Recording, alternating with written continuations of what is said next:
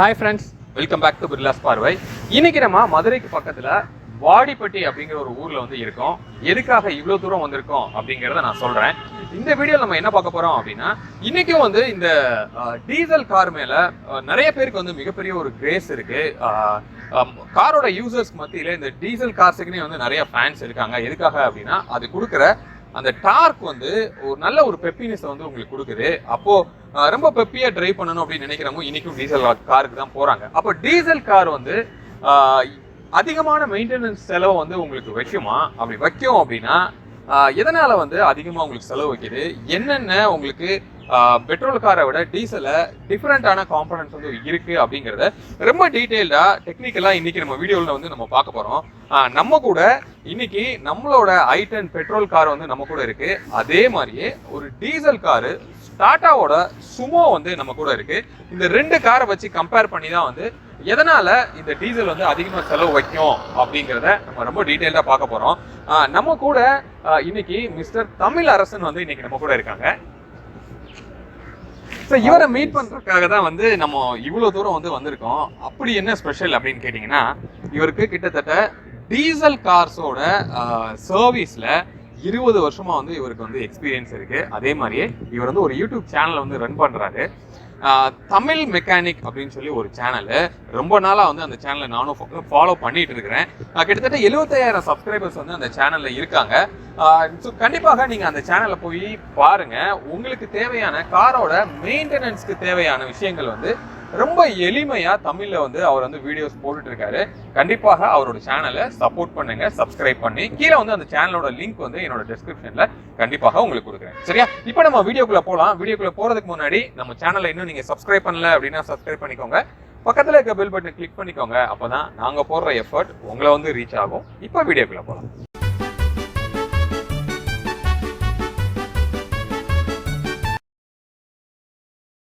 Hi அண்ணா. Hi sir. அண்ணா, இப்போ ஃபஸ்ட்டு கொஸ்டினே வந்து என்ன அப்படின்னா, ஒருத்தவங்க கார் வாங்குறாங்கன்னா நம்ம வந்து பெட்ரோல் கார் வாங்கணுமா டீசல் கார் வாங்கணுமா அப்படிங்கிற ஒரு கொஸ்டின் வந்து கம்பல்சரியாக இருக்கும். உங்களோட எக்ஸ்பீரியன்ஸில் யார் வந்து பெட்ரோல் கார் வாங்கலாம், யார் டீசல் கார் வாங்கலாம்? இப்போ பெட்ரோல் கார் பார்த்தீங்க அப்படின்னா பொதுவாகவே மெயின்டெனன்ஸ் வந்து ரொம்ப கம்மி. டீசல் கார் பார்த்தீங்கன்னா மெயின்டெனன்ஸ் வந்து கொஞ்சம் அதிகமாக இருக்கும். இப்போ பெட்ரோல் கார் வாங்கணும்னு நினைக்கிறவங்க ஒரு மாதத்துக்கு ஒரு தடவையோ அல்லது நான் அதிகமாக காரை வந்து என்னோடய தேவைக்கு மட்டும்தான் பயன்படுத்துவேன், அதாவது ஒரு 15 நாளைக்கு ஒரு தடவை இல்லை 2 மாதத்துக்கு ஒரு தடவை கூட எடுப்பேன் அப்படின்றவங்க பெட்ரோல் கார் போகலாம். ஏன் அப்படின்னு கேட்டிங்கன்னா, நம்ம ரொம்ப நாள் நிப்பாட்டி வச்சு ஸ்டார்ட் பண்ணாலும் உடனே ஸ்டார்ட் ஆகிரும். டீசல் காரை பொறுத்த வரைக்கும் டெய்லி கண்டினியூஸாக ஒரு நாளைக்கு 100 கிலோமீட்டர் ஓட்டுறோம், இல்லை சராசரியாக 50 கிலோமீட்டராக நான் ஓட்டுவேன் அப்படின்னு நினைக்கக்கூடியவங்க வந்து டீசல் கார் போகலாம். டீசல் கார் வந்து கொஞ்சம் அதிகமான மெயின்டெனன்ஸ் இருக்கும்.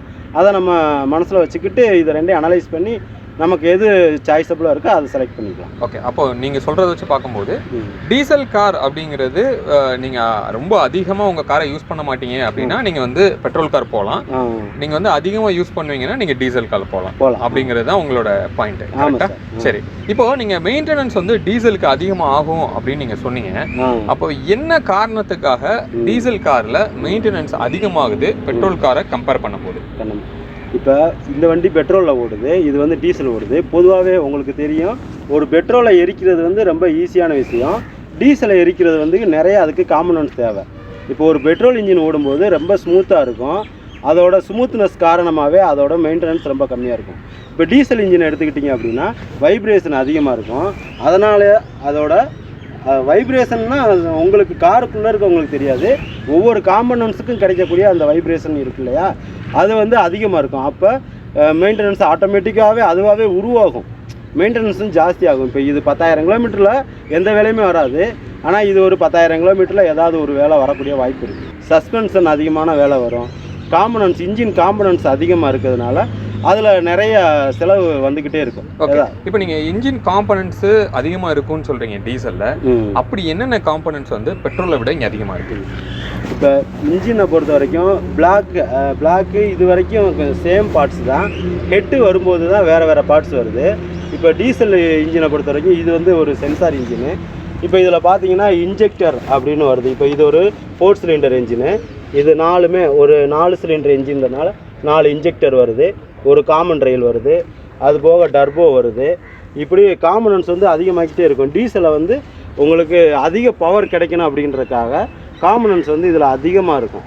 அப்போ ஒவ்வொரு பார்ட்ஸும் வேலை செய்யும்போது அதோட தேய்மானமும் அதிகமாக இருக்கும். ஆனால் நீங்கள் இந்த இன்ஜெக்டர் பற்றி நீங்கள் சொன்னீங்க, அந்த இன்ஜெக்டர் எப்படி இருக்கும், அது எவ்வளோ நாளைக்கு ஒருக்கு நம்ம வந்து சர்வீஸ் பண்ணுற மாதிரி வரும், இல்லை அது புதுசாக தான் நம்ம மாற்ற வேண்டியது வருமா, அதை பற்றி கொஞ்சம் சொல்ல முடியுமா? இருக்குது நம்மள்ட்ட. இப்போ இந்த இன்ஜெக்டர் பார்த்தீங்கன்னா இப்போ இது இன்னொரு வண்டியிலேருந்து கலட்டினது. இப்போ பார்த்தீங்கன்னா இது சேஞ்ச் பண்ணுற ஒரு மெட்டீரியல் கிடையாது. நம்மளோட மெயின்டெனன்ஸ்னால வேலை வரக்கூடிய வாய்ப்பு அதிகம். ஏன் அப்படின்னு கேட்டிங்கன்னா, இப்போ ஃபியூல் ஃபில்டர்லாம் நம்ம அதிகமாக ஒரு 60,000 கிலோமீட்டருக்கு ஒரு தடவை மாற்றணும் இந்த இன்ஜெக்டர் டைப்பு வெஹிக்கிளுக்கு ஃபுல்லாகவே. இப்போ இதில் வந்து இன்ஜெக்டருக்குள்ளேயே ஒரு மெக்கானிசம் இருக்குது. இந்த இன்ஜெக்டருக்குள்ளே இருக்கிற மெக்கானிசம் ரொம்ப மைல்டானது. அதாவது நம்மளோட முடியோட மிக லேசான பார்ட்ஸ்லாம் உள்ளே இருக்குது, காம்பனன்ட்ஸ்லாம் இருக்குது. இப்போ இது அதிகமான சூடுலையும் அதிகமான ப்ரெஷர்லையும் இயங்கக்கூடியது இது.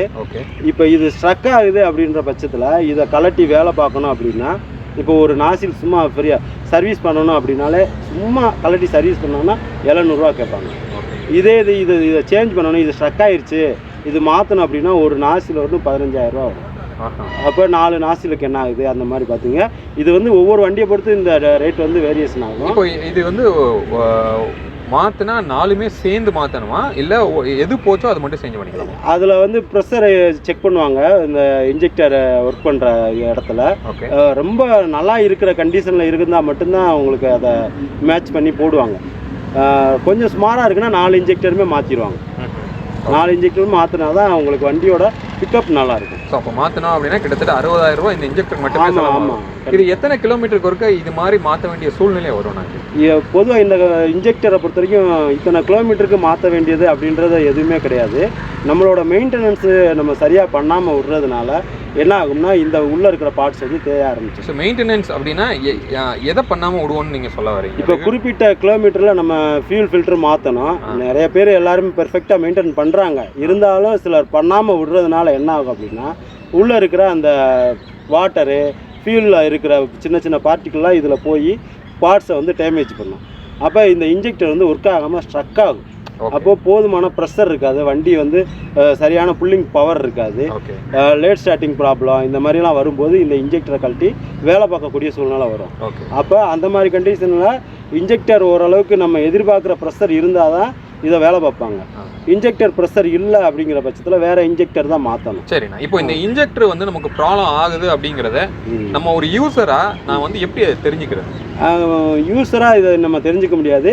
வண்டி டிரைவ் பண்ணும்போது கொஞ்சம் லோ பிக்கப் இருக்கலாம், இல்லை லோ மைலேஜ் இருக்கலாம். உங்களுக்கு அதை பொறுத்து உங்களுக்கு வண்டி ஓட்டும்போது வண்டியோட பவர் வந்து ரொம்ப ரொம்ப கம்மியாக இருக்க மாதிரி இருக்கும். ஸ்மோக் வரும், ஒயிட் ஸ்மோக்கோ அல்லது பிளாக் ஸ்மோக்கோ வரக்கான வாய்ப்பு இருக்குது. இந்த மாதிரி இருக்கும்போது உங்களுக்கே அது தெரியும்.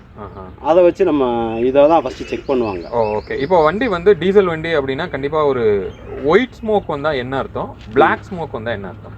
பிளாக் ஸ்மோக் வருது அப்படின்னா நம்ம ரொம்ப நாளாக ஆயில் சேஞ்ச் பண்ணாமல் ஆயில் வந்து ரொம்ப கெட்டியாக இருக்குது அப்படிங்கிற பட்சத்தில் பிளாக் ஸ்மோக் வரும். இது ஒரு காரணம். ரெண்டாவது, டீசல் வந்து அதிகமாக எரியுது அப்படின்னா கூட பிளாக் ஸ்மோக் வரும். 2 காரணம். அது போக ஒயிட் ஸ்மோக் வர்றதுக்கும் 2 காரணம் இருக்குது. என்னன்னு கேட்டிங்கன்னா, வண்டி வந்து மிஸ்பேரிங் ஆகும்போது, அதாவது டீசல் வந்து உள்ள பிஸ்டனுக்குள்ளே தெளிக்கும் போது கரெக்டான டயத்துக்குள்ளே உள்ள பிஸ்டனுக்குள்ளே டீசல் உள்ளே தெளிக்காமல் டைமிங் மாறி மாறி தெளிக்கும் போது ஒயிட் ஸ்மோக் வரும். அது வந்து மிஸ்பயரிங் அப்படின்னு சொல்லுவாங்க. அதனாலேயும் வந்து உங்களுக்கு ஒயிட் ஸ்மோக் வரும். ரெண்டாவது, என்ஜின் ஒர்க்கு வேலை இருக்குது அப்படிங்கிற பட்சத்தில் ஆயில் வந்து வண்டி வந்து சாப்பிட ஆரம்பிக்கும். அந்த கண்டிஷன்லேயும் வண்டி வந்து ஒயிட் ஸ்மோக் அடிக்கும். ரெண்டுக்கும் வந்து நம்மளோட அந்த ஸ்மோக்கோட ஸ்மெல்லை வச்சு தான் நம்ம வந்து கண்டுபிடிக்க முடியும். ஓகேண்ணா. இப்போ இந்த டீசலை கம்பேர் பண்ணும்போது பெட்ரோலில் என்னென்ன மாதிரியான காம்பனன்ட்ஸ் வந்து இருக்கும், அதை பற்றி எங்களுக்கு சொல்ல முடியுமா? சொல்லுங்கள். இப்போ பெட்ரோல் இன்ஜின் அப்படின்னு எடுத்துக்கிட்டோம்னா ஹெட்டு, அதுக்கு அடுத்து இப்போ பழைய மாடலில் பார்த்தீங்கன்னா கார்பரேட்டர் இருக்கும். இப்போ லேட்டஸ்ட் ஃபுல்லாகவே MPFI multi point fuel injector அப்படின்னு சொல்லி இதுலேயும் இன்ஜெக்டர் இருக்குது. ஆனால் பெட்ரோலை உள்ளே அனுப்புறதுக்கு ரொம்ப எளிமையான சிஸ்டம் தான் இதில் இருக்குது. வேறு எக்ஸ்ட்ரா வந்து சிஸ்டம் வந்து ரொம்ப சிம்பிளாக இருக்கும். இப்போ ஒரு சில வண்டிகளில் நமக்கு ஆப்ஷனலாக தான் டர்போ கொடுக்குறாங்க. ஆனால் காமனாகவே டர்போ பெட்ரோல் இன்ஜினுக்கு கிடையாது. அது ஒரு மெயின்டெனன்ஸ் நமக்கு தேவையில்லாத ஒரு விஷயம் பெட்ரோலை பொறுத்த வரைக்கும். வேறு என்ன காம்பனன்ட்ஸ் அப்படின்னு பார்த்தீங்கன்னா, இதில் இன்ஜெக்டர் வந்து உங்களுக்கு பெருசாக வேலை வராது அடிக்கடி. இதில் வந்து சும்மா இதை விட இந்த காம்பனன்ட்ஸ் இதில் இருக்கிற காம்பனன்ட்ஸை விட அதில் சும்மா பெட்ரோல் உள்ளே போயிட்டு வெளியே வர்ற மாதிரியான ஒரு மெத்தட் தான். அப்போ வந்து அதை க்ளீன் பண்ணி போட்டாலே போதும். ஓகே, ஆட்டோமேட்டிக்காக ஏற்கனவே அது பெட்ரோலில் ஓடுறதுனால பார்ட்ஸ் தேய்மானமும் ரொம்ப லாங்காக இருக்கும், உடனே வந்து தேய்மானம் ஆகாது. அதை வேலை பார்க்குறதும் ரொம்ப செலவு கம்மியான ஒரு விஷயம் தான். ஆனால் இப்போ இந்த டீசல் கார்ஸ்லாம் எடுத்துட்டீங்க அப்படின்னா ஒரு பழைய காராக இருக்கும். இப்போ உதாரணத்துக்கு நம்மகிட்ட இருக்கிற இந்த சுமோவே எடுத்துக்கோங்க. இதெல்லாம் வந்து நம்ம ரொம்ப நாள் வண்டி ஐடியில் நிப்பாட்டக்கூடாது அப்படின்னு சொல்லுவாங்க. அப்படி நிப்பாட்டினோன்னா திருப்பியும் வண்டி ஸ்டார்ட் ஆகாது அப்படின்னு சொல்லுவாங்க. அதுக்கு என்ன காரணமாக இருக்கும்?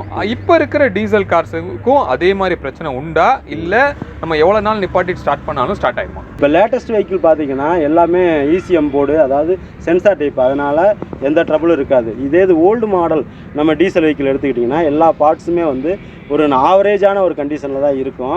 அப்படி இருக்க பட்சத்தில் இப்போ ஒரு பேட்டரி இருக்குது அப்படின்னா அது கொஞ்சம் ரெகுலராக ஸ்டார்ட் பண்ணால் தான் அது வந்து குயிக் ஸ்டார்ட் ஆகும். இப்போ ஒரு 10 நாள் ஸ்டார்ட் பண்ணாமல் விட்டிங்கன்னா பேட்டரி டவுன் ஆகிறதுக்கு சான்ஸ் இருக்குது. அதே மாதிரி தான் உள்ளே இருக்கிற காம்பனன்ட்ஸும் இப்போ பம்பு நாசில் இதெல்லாம் வந்து ஒரு ரெகுலராக ஸ்டார்ட் பண்ணி வச்சா தான் உங்களுக்கு அடுத்தடுத்து நீங்கள் ஸ்டார்ட் பண்ண முடியும். ஒரு 15 நாள் கழித்து ஸ்டார்ட் பண்ணலை அப்படின்னா, இப்போ ஒரு ஹீட்ரு பிளக்கே வீக்காக இருக்குன்னு வைங்களேன், வண்டி ஸ்டார்ட் ஆகாது. அதே மாதிரி பம்பு நாசில் கொஞ்சம் வீக்காக இருக்குது அப்படின்னா வண்டி வந்து ஸ்டார்ட் ஆகாது.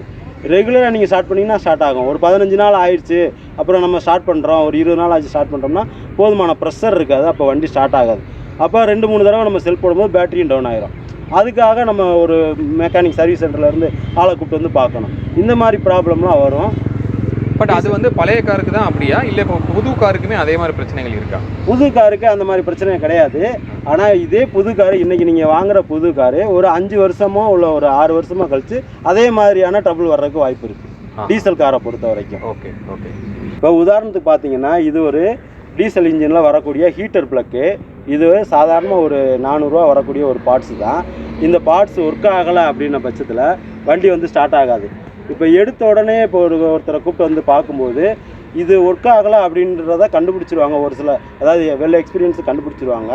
ஒரு சிலர் கண்டுபிடிக்காத பட்சத்தில் என்ன ஆகுன்னா, இது எப்படி ஒர்க் ஆகுதுன்னு அவங்களுக்கு, அதாவது ஹீட்டர் பிளக் வேலை செய்யலை அப்படின்றத அவங்க உணராத பட்சத்தில் வேறு பார்ட்ஸ்லாம் வந்து செக் பண்ணுவாங்க.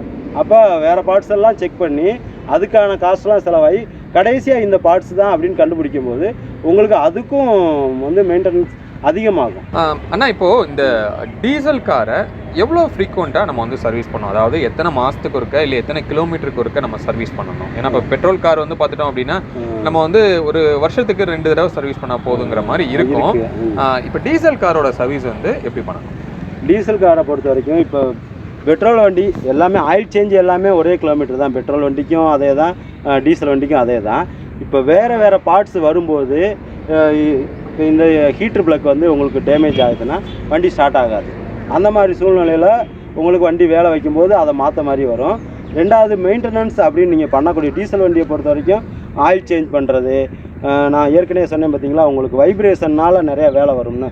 இப்போ அதனால் முக்கியமாக சஸ்பென்ஷன் வேலை வரும். அப்போ வேலை வரும்போது டயர் தேய்மானம் ஆகும். அப்போ டயர் வந்து நம்ம சேஞ்ச் பண்ண வேண்டியது சூழ்நிலை உருவாகும். இப்போ இந்த மாதிரி இப்போ பெட்ரோல் வண்டியில் அந்த வைப்ரேஷன் வந்து கம்மியாக இருக்கும். இப்போ சஸ்பென்ஷன் வந்து வேலை வராது. அதனால் டயர் தேய்மானம் வந்து லாங் லைஃப் வரும். இப்படி வேரியேஷன் ஆகிக்கிட்டே இருக்கும். ஒவ்வொரு காம்பனன்ட்ஸை பொறுத்த வரைக்கும் வேரியேஷன் ஆகிக்கிட்டே இருக்கும். மெயின்டெனன்ஸை பொறுத்த வரைக்கும் டீசல் வண்டி தான் ரொம்ப அதிகமாக இருக்கும். ஓகே. இல்லை எவ்வளோ நாளைக்கு எவ்வளோ கிலோமீட்டருக்கு ஒருக்கா நம்ம சர்வீஸ்? கிலோமீட்டருக்கு ஒருக்கா இப்போ ஒவ்வொரு பார்ட்ஸுக்கும் தனித்தனியாக கிடையாது. டீசல் வண்டியை பொறுத்த வரைக்கும் இப்போ டைமிங் பெல்ட் வர்ற வண்டிகளுக்கு வந்து ஒரு 50,000 கிலோமீட்டர் வரைக்கும் நம்ம மெயின்டைன் பண்ணலாம். அது 2 வண்டிக்கும் காமன் தான். அதே மாதிரி இன்ஜின் ஆயில் 2 வண்டிக்கும் சேம் தான். வேலை வருது அதுதான் அதிகம் இங்கே. ஓகே. அப்போ ரெகுலர் சர்வீஸ்ங்கிறது பெட்ரோலுக்கும் டீசலுக்கும் ஒரே மாதிரியான டைம் இன்டர்வல் தான் நம்ம சர்வீஸ் பண்ணணும். ஆமாம். ஒன்லி திங் என்ன அப்படின்னா, இது பிரேக் டவுன் மெயின்டெனன்ஸ் வந்து அதிகமாகும். திடீர்னு ஒரு பிரேக் டவுன் ஆச்சுன்னா அந்த காம்பனன்ட்டுக்காக நம்ம சர்வீஸ் பண்ண வேண்டியது வரும். மெயின்டெனன்ஸ்ன்றது 2க்குமே சேம் தான். ஆனால் அதை விட இது அதிகமாக மெயின்டெனன்ஸ் வரும். வேலை வைக்கும், செலவு வைக்கும் நமக்கு. அதனால மெயின்டெனன்ஸ் ஜாஸ்தி. ஓகே. அந்த டர்போவை பற்றி நம்ம பேசலாம். மோஸ்ட்லி எல்லா டீசல் கார்லையும் இப்போ டர்போ அப்படிங்கிறது கம்பல்சரி ஆயிடுச்சு. பேஸ் வேரியண்ட்ல இருந்து டர்போ தான் உங்களுக்கு கொடுக்குறாங்க. இப்போ இந்த டர்போ வந்து சர்வீசபிலிட்டி வந்து எப்படி, எவ்வளோ நாளைக்கு ஒருக்கா அது வந்து உங்களுக்கு ஒரு வேலை வைக்கும், அதாவது எத்தனை கிலோமீட்டருக்கு அப்புறம் உங்களுக்கு வந்து அது வேலை வைக்கும், அப்படி அதை மாற்றணும்னா எவ்வளோ காஸ்ட் ஆகும்? இப்போ டர்போவை பொறுத்த வரைக்கும் ஏன் ஒரு வண்டியில் கொடுத்துருக்காங்கன்னா, இன்ஜினோட பவர் அதிகமாக இருக்கணும் அப்படிங்கிறதுக்காக இந்த டர்போ வந்து கொடுத்துருப்பாங்க. இந்த டர்போவோட வேலை என்னன்னு கேட்டிங்கன்னா, என்ஜின்லேருந்து எக்ஸாஸ்டாக வரக்கூடிய அந்த புகையை மறுபடியும் இன்ஜினுக்குள்ளேயே திரும்ப ரீஃபயர், அதாவது எரிய வைக்கிறதுக்காக உங்களுக்கு டர்போ யூஸ் பண்ணுறாங்க. இந்த டர்போ பொறுத்த வரைக்கும் நம்மளோட மெயின்டெனன்ஸ் என்னன்னா, வண்டியை ஸ்டார்ட் பண்ணும்போது ஃபஸ்ட்டு ஒரு 5 செகண்ட் ஐட்லிங்கில் ஓட விடணும். திரும்பி ஆஃப் பண்ண போகிறோம் அப்படின்னா போனோடனே வண்டி ஆஃப் பண்ணிடக்கூடாது. வண்டியை ஐட்லிங்கில் ஓட விட்டுட்டு அதுக்கப்புறம் ஆஃப் பண்ணணும். இதுதான் ஒரு கஸ்டமராக டோட்டல் இன்ஜினுக்கு மெயின்டெனன்ஸ் இதுதான். ஓகே, நீங்கள் முக்கியமான ஒரு பாயிண்ட் சொல்கிறீங்க. என்ன அப்படின்னா, வண்டியை வந்து நீங்கள் நிப்பாட்டணும் அப்படின்னா போய் நீங்கள் உங்கள் இடத்துல பார்க் பண்ண உடனே நிப்பாட்டக்கூடாது. ஒரு 5 நிமிஷம் வந்து ஐட்லிங்கில் ஓட விடணும். 5 நிமிஷம் இல்லை, அதாவது ஒரு 3 செகண்ட் அல்லது ஒரு 10 செகண்ட் ஓட விடணும். அப்படி போனோடனே அப்படி ஆஃப் பண்ணிடக்கூடாது. ஓகே, ஐட்லிங்கில் இன்ஜினை ஓட விட்டாதான் அந்த ஆயில் சர்க்குலேஷன் ஆகிறதுக்கோ இல்லை, இது எல்லாத்துக்குமே நிறைய டைம் இருக்குது. இந்த டர்போவில் வந்து ஆயில் ரொம்ப ப்ரெஷராக இருக்கும். நம்ம அப்படியே ஆஃப் பண்ணிட்டோம்னா அந்த டர்பைன் உள்ளே இருக்கிற டர்பைன் சுற்றுறது வந்து ஒரு நிமிஷத்துக்கு ஒரு 5000 RPM அளவுக்கு சுற்றுது. அப்படின்னா நம்ம ஆஃப் பண்ணோடனே அதில் ஆயில் சர்க்குலேஷன் இல்லாமல் அந்த டர்பைன் வந்து சுற்றும். அப்போ சுற்றும் போது என்ன ஆகும், உங்களுக்கு டர்போ ஃபேன் வந்து உள்ளே இருக்கிற டர்போ ஃபேன் வந்து தேய்மானம் ஆகும். இதனால் இது உடனே நடக்காது, கொஞ்சம் கொஞ்சமாக நடந்து ஒரு குறிப்பிட்ட கிலோமீட்டரில் வேலையாயிடும். ஓகே, இந்த மாதிரி டர்போ செலவு வருது அப்படின்னா அதுக்கும் இது மாதிரி தான் கிட்டத்தட்ட 20,000 ரூபாய் வரும். வெஹிக்கிளை பொறுத்து வேரியேஷன் ஆகும். புது டர்போ நீங்கள் பண்ணுறதுக்கு மாற்றுறதுக்கு 20,000 இல்லை சர்வீஸ் பண்ணுறதுக்கு ஒரு 8,000 ரூபா செலவாகும். புது டர்போ மாற்றணும் அப்படின்னா சேஞ்ச் பண்ணணும்னா ஒரு 20,000 வேரியேஷன் ஆகும். வண்டியோட வெஹிக்கிளோட இதை பொறுத்து வேரியேஷன் ஆகும். ஓகே, ஆனால் ரொம்ப தெளிவாக வந்து நீங்கள் இந்த டீசல் வண்டிக்கும் பெட்ரோல் வண்டிக்கும் என்ன வித்தியாசம் அப்படிங்கிறத எங்களுக்கு சொன்னீங்க. கண்டிப்பாக நம்மளோட வியூவர்ஸ்க்கு வந்து இது நல்லாவே புரிஞ்சிருக்கும். மெயின்டெனன்ஸ் பற்றியும் ரொம்ப அழகாக நீங்கள் சொன்னீங்க. உங்களோட நேரத்துக்கு ரொம்ப நன்றி. பொதுவாகவே எந்த ஒரு வண்டியும் மெயின்டெனன்ஸ் நம்ம நல்லா பண்ணணும்னா வண்டியோட லைஃப்பும் நல்லாயிருக்கும்.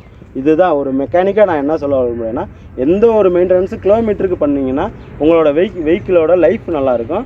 நம்ம எங்கேயுமே நம்பி போயிட்டு வரலாம். இதுதான், நீங்கள் எப்பயுமே உங்களோட வெஹிக்கிளை வந்து மெயின்டெனன்ஸ் பண்ணுங்கள். அது உங்களுக்கும் நல்லது, உங்கள் வண்டிக்கும் நல்லது. இந்த வீடியோ பிடிச்சிருந்துச்சுன்னா நம்ம தமிழ் மெக்கானிக் சேனலையும் கொஞ்சம் சப்ஸ்கிரைப் பண்ணி வச்சுக்கோங்க. அனைவருக்கும் நன்றி.